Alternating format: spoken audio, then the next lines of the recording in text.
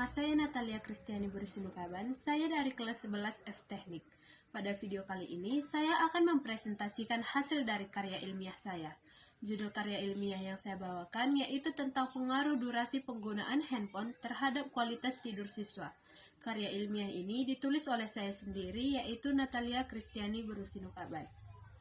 Jadi, hal pertama yang akan kita bahas yaitu mengenai bab 1. Dalam bab 1 itu terdapat pendahuluan.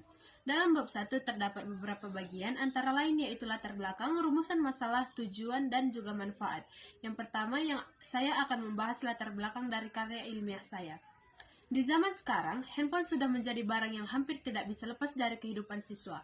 Selain buat komunikasi, banyak juga yang pakai buat hiburan, akses media sosial, atau bahkan belajar online. Namun kebiasaan menggunakan handphone dalam waktu yang lama, terutama di malam hari sebelum tidur, bisa berdampak negatif, salah satunya yaitu pada kualitas tidur. Banyak siswa yang tidur larut, susah tidur atau bangun dalam keadaan yang lelah karena terlalu lama bermain handphone. Padahal tidur yang cukup dan berkualitas itu sangat penting untuk menjaga fokus, konsentrasi, dan semangat belajar di sekolah. Namun, jikalau kualitas tidur terganggu, prestasi dan produktivitas juga akan ikut menurun. Selanjutnya yang kedua yaitu tentang rumusan masalah. Rumusan masalah dari karya ilmiah saya adalah yang pertama yaitu bagaimana handphone mempengaruhi kualitas tidur siswa. Yang kedua yaitu bagaimana kualitas tidur siswa yang sering menggunakan handphone sebelum tidur. Dan yang ketiga yaitu bagaimana dampak yang ditimbulkan karena kurangnya kualitas tidur bagi siswa. Selanjutnya, yang ketiga yaitu tentang tujuan dari karya ilmiah saya. Tujuan dari karya ilmiah yang saya lakukan yaitu untuk menganalisis dan mengetahui pengaruh durasi penggunaan handphone terhadap kualitas tidur siswa, serta untuk mengidentifikasi dampak yang ditimbulkan akibat kurangnya kualitas tidur bagi siswa. Dan yang keempat yaitu mengenai manfaat karya ilmiah. Manfaatnya bagi pemerintah yaitu untuk memberi masukan dan saran agar melakukan edukasi tentang kebijakan penggunaan handphone. Manfaatnya bagi masyarakat yaitu untuk memberikan pemahaman bagi masyarakat, khususnya orang tua maupun siswa mengenai pentingnya mengatur durasi penggunaan handphone. Dan bagi peneliti, yaitu karya ilmiah ini dapat dijadikan sebagai sumber informasi ataupun referensi untuk penelitian selanjutnya. Selanjutnya, kita akan masuk ke dalam bab 2, yaitu mengenai kerangka teori. Yang pertama yaitu kita akan membahas mengenai definisi handphone. Handphone merupakan sebuah alat yang digunakan untuk berkomunikasi, berukuran kecil dan mudah dibawa kemana-mana, serta praktis dalam penggunaannya.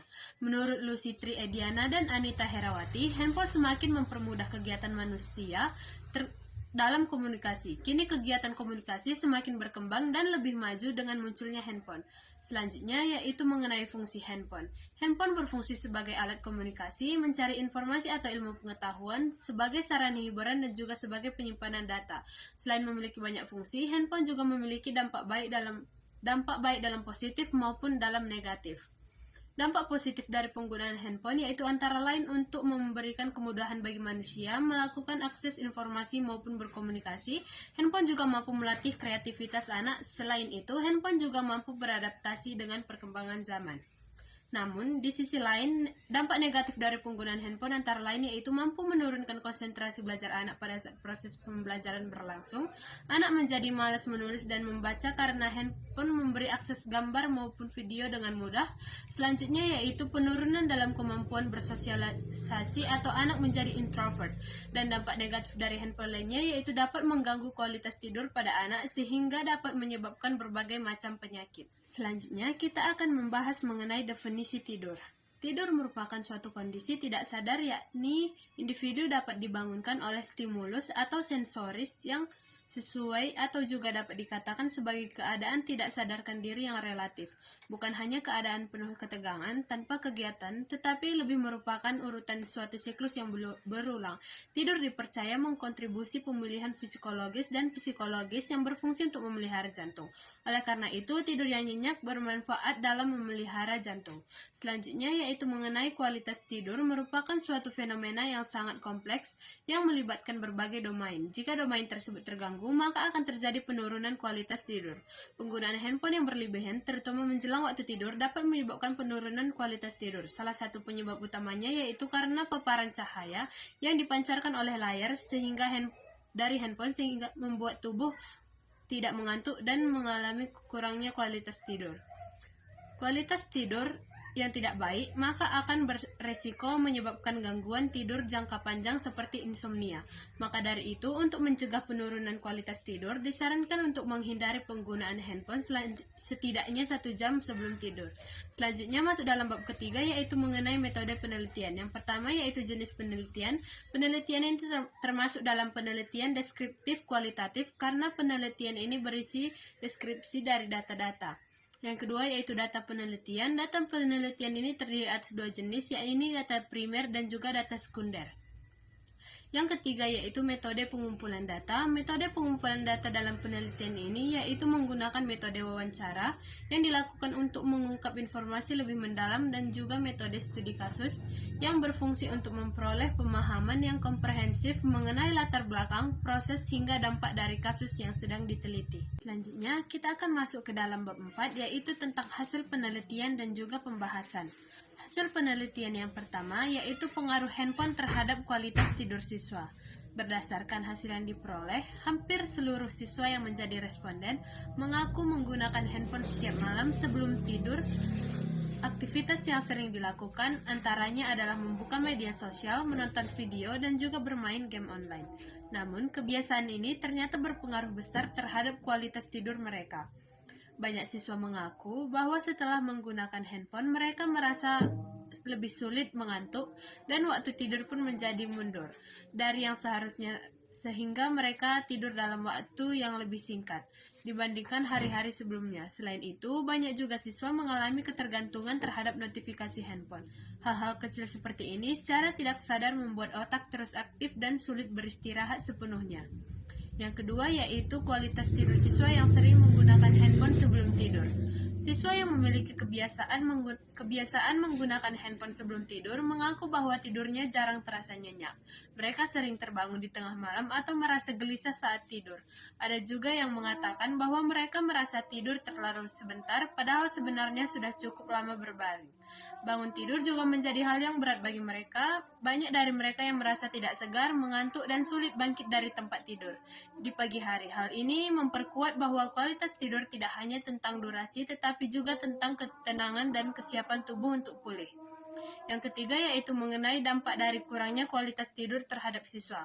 Berdasarkan hasil yang didapat, kurangnya kualitas tidur memberikan dampak yang nyata dalam kehidupan sehari-hari siswa. Di kelas mereka merasa sulit fokus, mudah mengantuk saat jam pelajaran berlangsung, dan tidak semangat untuk mengikuti aktivitas belajar. Bahkan beberapa siswa mengaku lebih sering melamun atau tidak memahami materi meskipun sudah dijelaskan oleh guru. Selain itu, ada pula yang mengeluhkan kantung mata yang semakin terlihat atau kulit yang menjadi kusam karena tidur yang tidak berkualitas. Selanjutnya masuk dalam pembahasan, penggunaan handphone di malam hari memiliki pengaruh besar terhadap kualitas tidur siswa. Rutinitas menatap layar, melihat konten yang sifatnya merangsang emosi atau pikiran, serta kebiasaan mengecek notifikasi secara terus-menerus membuat otak sulit memasuki kondisi tenang yang dibutuhkan untuk tidur nyenyak. Hal ini akan berdampak pada performa siswa di sekolah, baik secara akademik, emosional, maupun fisik. Dengan demikian, penting bagi siswa untuk mulai menyadari dampak dari kebiasaan ini. Peran keluarga dan lingkungan sekolah juga perlu dan sangat penting dalam membentuk kebiasaan yang lebih sehat terkait penggunaan teknologi. Selanjutnya yang terakhir yaitu bab 5 tentang simpulan dan saran. Berdasarkan penelitian yang sudah dilakukan, dapat disimpulkan bahwa handphone merupakan sebuah alat yang canggih yang berfungsi sebagai alat komunikasi, media hiburan, dan bahkan sebagai alat foto ataupun perekam video. Banyaknya kegunaan handphone pada saat ini juga memberi dampak negatif seperti terganggunya kualitas tidur pada siswa. Hal ini disebabkan karena faktor penggunaan handphone hingga larut malam.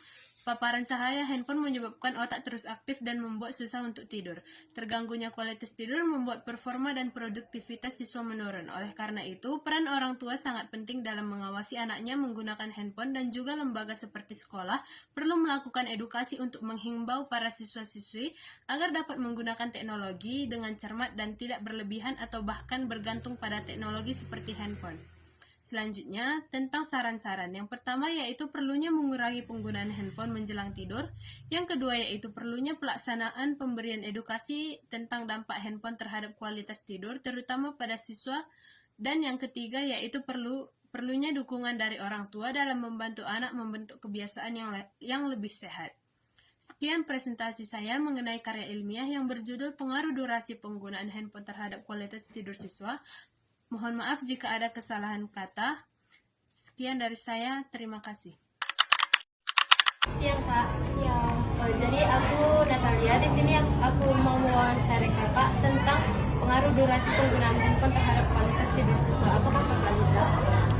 Jadi pertanyaan yang pertama yaitu bagaimana handphone mempengaruhi kualitas tidur siswa? Menurut itu, handphone berpengaruh buruk terhadap kualitas tidur siswa karena membuat siswa menjadi mengantuk ketika pembelajaran di sekolah, juga ketergantungan pada notifikasi handphone yang membuatnya sulit tertidur. Baik, yang kedua yaitu bagaimana kualitas tidur siswa yang sering menggunakan handphone? Siswa yang sering menggunakan handphone itu kualitas tidurnya tidak teratur, yang membuat tubuhnya selalu merasa lelah dan di pagi harinya kurang konsisten dalam melakukan pembelajaran di sekolah. Yang ketiga yaitu bagaimana dampak yang ditimbulkan dari kurangnya kualitas tidur siswa? Dampak kurang tidur berpengaruh pada emosional. Siswa menjadi mulai tersinggung, gelisah, dan malas melakukan kegiatan dunia. Kantung mata yang semakin terlihat dan kulit menjadi kusut. Terima kasih Kak. Di sini aku mau mewawancarai Kakak tentang pengaruh durasi penggunaan handphone terhadap kualitas tidur siswa. Apakah Kakak bisa? Baik, pertanyaan yang pertama yaitu bagaimana handphone mempengaruhi kualitas tidur siswa? Jadi menurutku itu untuk kualitas tidur siswa, pengaruh handphone itu sangat memberikan dampak yang buruk karena dalam bermain handphone sebelum tidur membuat siswa sulit mengantuk dan bisa sampai terlarut malam bermain. Pertanyaan yang kedua, bagaimana kualitas tidur siswa yang sering menggunakan handphone? Jadi untuk kualitas tidur siswa itu dapat menjadi rusak sehingga menyebabkan berkurangnya produktivitas dan semangat dalam menjalankan hidupnya. Yang ketiga yaitu bagaimana dampak yang ditimbulkan dari kurangnya kualitas tidur siswa? Dampak yang mungkin timbul dari kurangnya tidur yang itu kurang bersemangat saat beraktivitas dan produktivitas serta kurangnya